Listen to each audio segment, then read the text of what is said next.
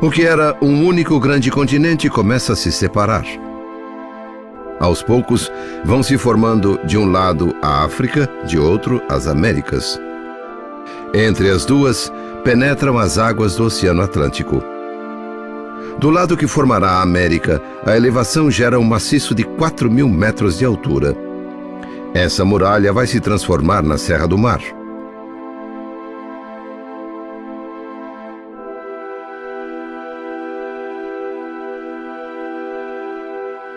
O mar estava 4 metros acima do nível atual. O recuo das águas formou uma extensa planície de areias marinhas à frente de um gigantesco anfiteatro criado pela serra. Um palco do tamanho da saga que ele iria contar.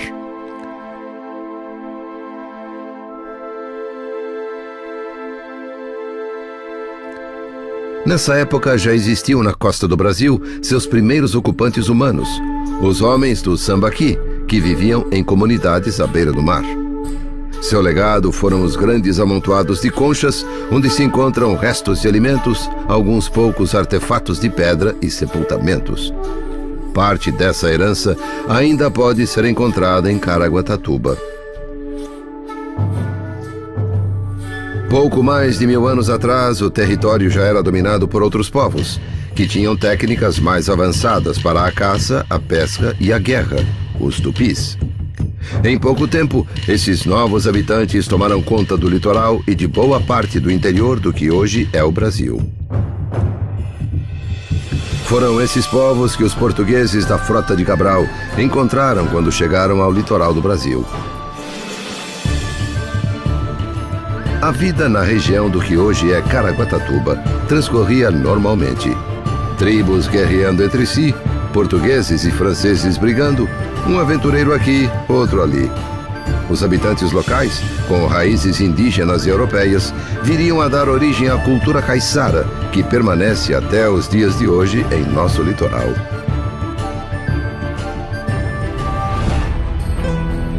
Neste período, piratas vieram buscar riquezas no Brasil.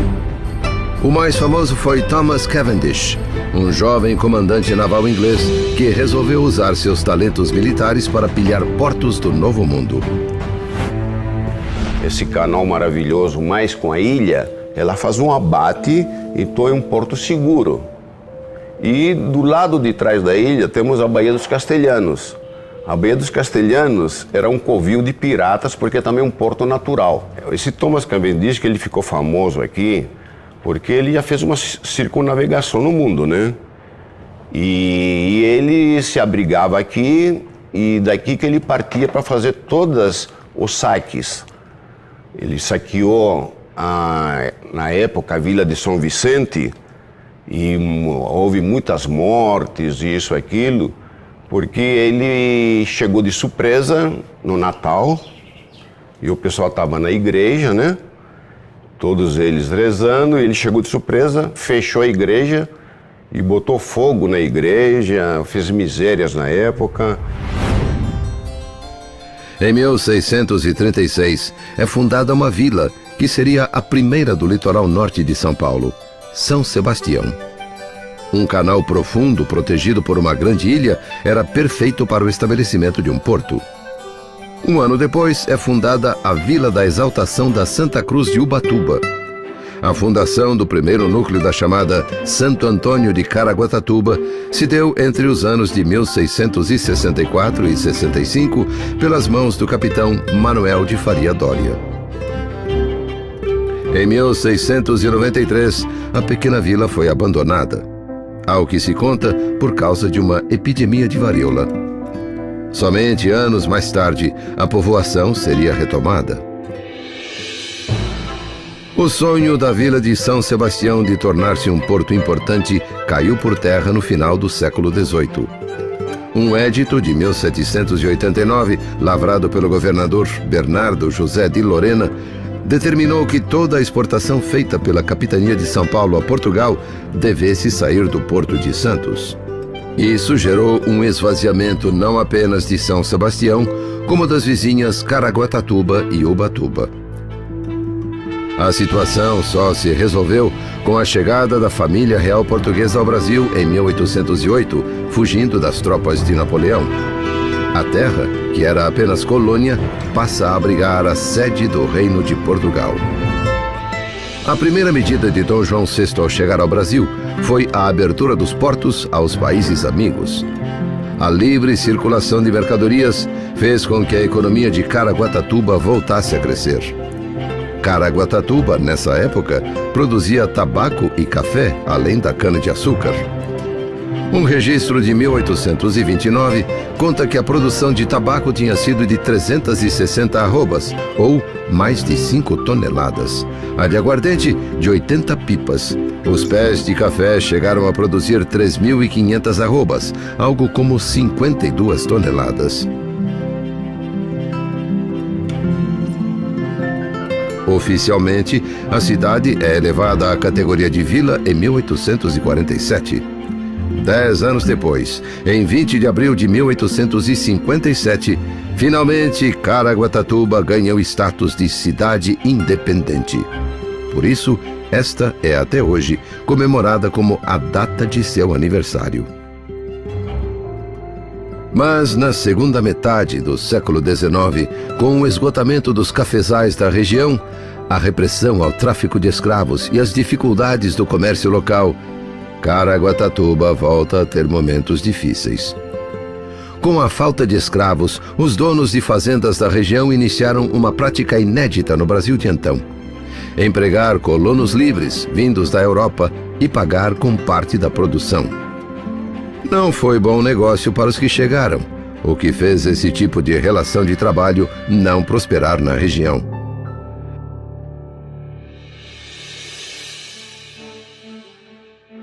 Foi nessa condição de altos e baixos econômicos que Caraguatatuba chegou ao século XX. O Império havia acabado, a República parecia se consolidar. O café trazia cada vez mais riquezas para o Brasil. Com isso, os olhos do mundo começavam a se voltar para cá. Muitas empresas estrangeiras se sentiram atraídas pelas oportunidades e pelos lucros que os nossos trópicos prometiam. Caraguatatuba era menor que seus vizinhos mais antigos, São Sebastião e Ubatuba, e parecia regredir. No começo do século XX, contava 3.500 habitantes. Em 1920, eram menos de 3.000.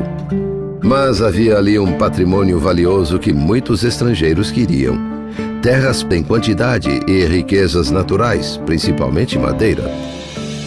O capital estrangeiro chegou pelas mãos do engenheiro José Chervolin.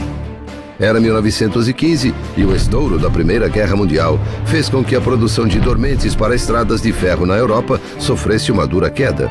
Chervolin viu aí uma grande oportunidade de negócios e se associou a um grupo italiano para montar a Estatal Italiana de Madeiras, que adquiriu 4.000 alqueires de terra em Caraguatatuba. Mas logo foi preciso vender tudo. Teve sorte. Um grupo francês, associado a um banco daquele país, comprou a propriedade e suas operações, constituindo a Sociedade Francesa para a Exploração e Comércio de Madeiras Exóticas, que logo ganhou o nome de Fazenda dos Franceses. Mas os novos empreendedores também encontraram problemas. De um lado, na floresta, a maior parte da madeira disponível na fazenda era de cacheta, leve, clara e de baixa resistência, que não interessava aos importadores. De outro lado, na cidade, o banco francês que financiava a operação quebrou. Mais uma vez, a fazenda teria de mudar de mãos. E mudou, de mãos e de nome. Os franceses acabaram vendendo suas terras para um grupo inglês chamado Lancashire General Investment Company, que criou no Brasil a Companhia Brasileira de Frutas em 1927. A grande diferença entre os ingleses e seus antecessores é que os súditos de Sua Majestade não queriam a madeira de Caraguatatuba, mas sim explorar o seu potencial agrícola.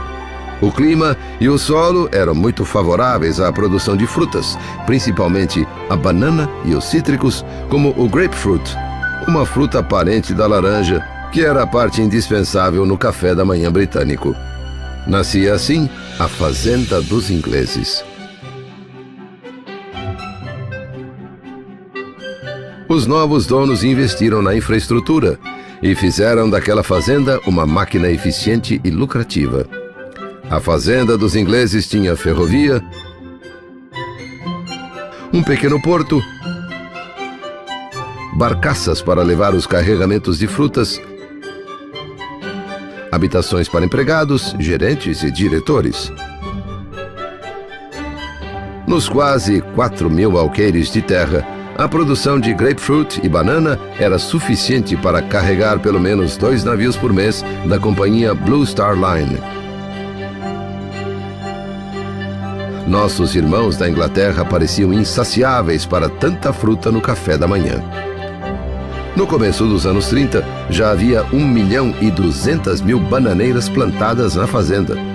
Em poucos anos, o total chegaria a 4 milhões. E na realidade era uma fruta muito bem tratada, muito bem tratada. Aqueles cachos de banana era de 9 pencas acima, 9 pencas abaixo era descarte. Tá entendendo? Aquilo ali era embalado, nas 2 primeiras pencas, ela levava um travesseirinho, sabe, de palha, num papel, para não deixar quebrar as pencas. Depois embalado numa esteira e era carregado assim no braço do vagão para pôr na chata. Porque se quebrasse um dedo, uma fruta de um cacho, era descarte. E pegava aquelas caixas que tá com piolho, corsonilho, que chama-se corsonilho, que enfeia a fruta, e a gente tirava com uma borrachinha, uma escova de borracha. E depois saía do corsonilho, limpinha a laranja, ia para o tanque para lavar, para poder, depois passar por descartadores, 6, 8 homens de cada lado, 6 pessoas, para não deixar uma laranja com defeito nem com bicho. Aí colocava na caixa, embalava como maçã que vem da Argentina, assim, embaladinha com aqueles papelzinho, tudo bem arrumado. Aí colocava na caixa, embarcava no chatão, na chata, e ia para o transbordo aqui na Ilha Bela, no navio que parava aqui. Os cítricos produzidos na fazenda eram carimbados um a um com a marca Tropigold, que acabou ficando famosa na Inglaterra. Dizem que o próprio rei George V lambia os beiços pelos frutos de Caraguatatuba. A fazenda dos ingleses parecia um mundo à parte. Com uma população equivalente à cidade de Caraguatatuba, cerca de 3.000 pessoas, entre empregados, administradores e suas famílias, formou-se ali uma estrutura com recursos que a própria cidade nem sonhava ter. Havia cinema, bares, um campo de futebol, outro usado para o cricket e até estrutura para a prática de equitação. Os funcionários ingleses tinham direito a 3 meses de férias por ano na Inglaterra. Suas casas eram espaçosas e bem estruturadas, com vários empregados domésticos. O inglês era a língua corrente. A fazenda dos ingleses era um enclave britânico em pleno universo caiçara.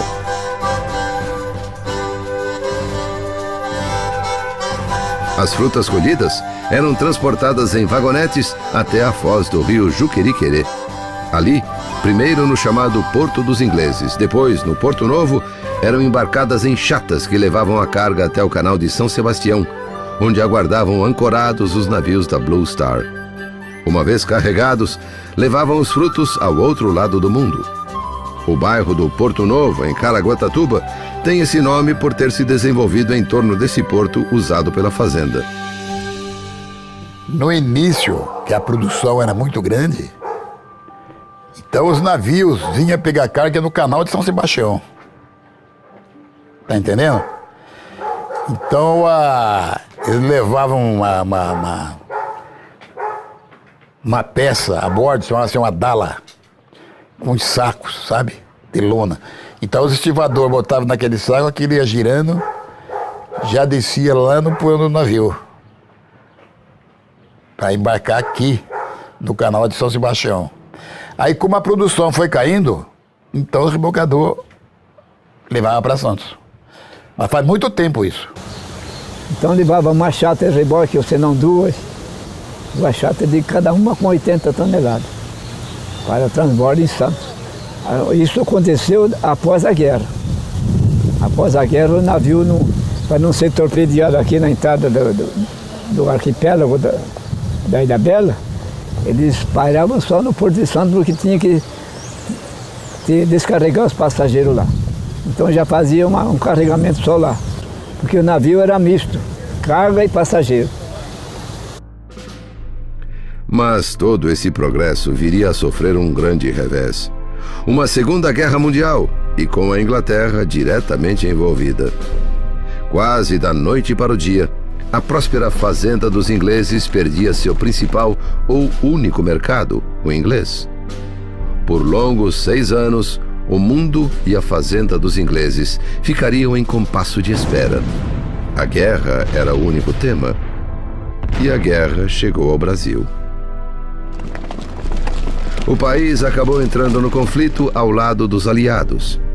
A costa próxima de Caraguatatuba não escapou dos ataques.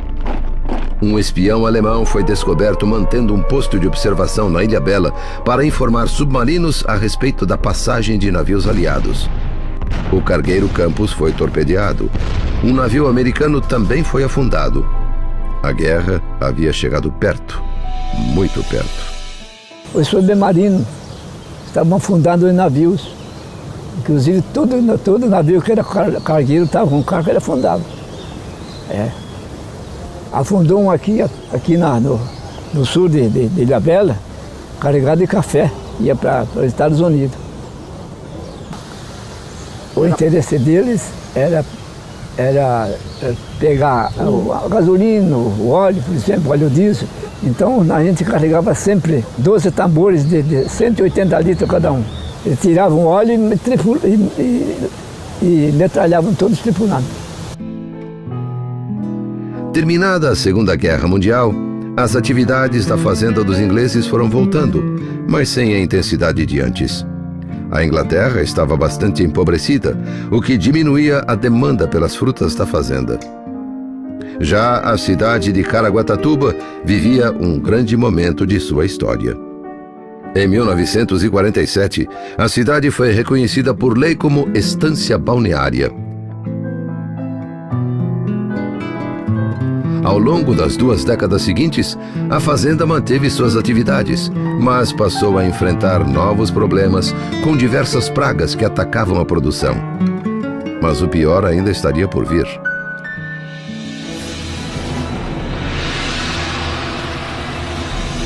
Era um sábado, 18 de março de 1967. Chovia como há muito tempo não se via no litoral norte de São Paulo. Dias de água inclemente acabaram provocando o que ninguém esperava. Aí começou a escurecer aquela tarde e eu já estava dando banho pro menino, né? Aí a vovó saiu e ela olhou para fora e disse assim, vai dar uma catástrofe, vai morrer muita gente. Aí eu falei, vó, para de falar bobagem, não vai morrer ninguém não, é só pena uma chuva. Montanha descendo e barulho de não sei do que, se era trovão ou era pedra batendo na outra, um barulho muito forte. Então, aqui no Rio do Ouro, soterrou tudo. O que pôde sair, saiu, o que não pôde, morreu. Uma camada espessa de terra da Serra do Mar deslizou sobre Caraguatatuba, causando a maior catástrofe da história da cidade e do litoral norte. Foi feio. Foi muito feio.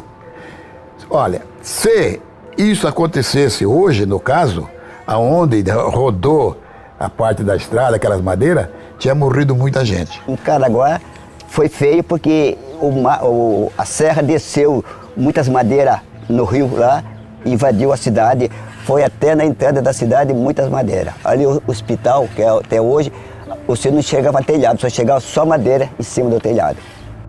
A cidade ficou completamente isolada. Centenas de pessoas foram soterradas ou arrastadas para o mar. Casas, postes de luz, árvores, até o pavimento das ruas, tudo foi levado pela força das toneladas de lama que deslizaram da montanha.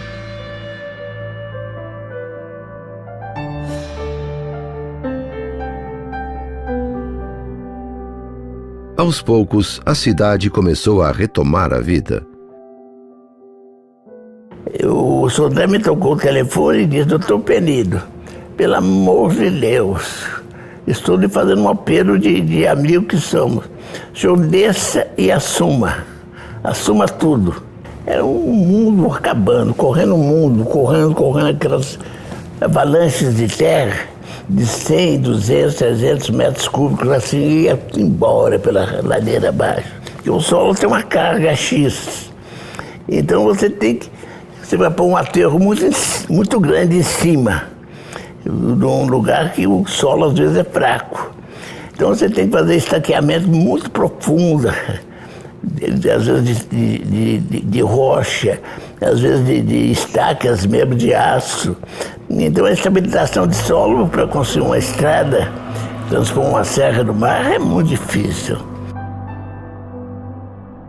Já para a fazenda não havia muito o que recuperar. Embora os deslizamentos mais graves tivessem ocorrido ao norte da área da fazenda, os danos à propriedade, somados à recessão inglesa, tornaram proibitivo qualquer novo investimento. Era o fim da fazenda dos ingleses.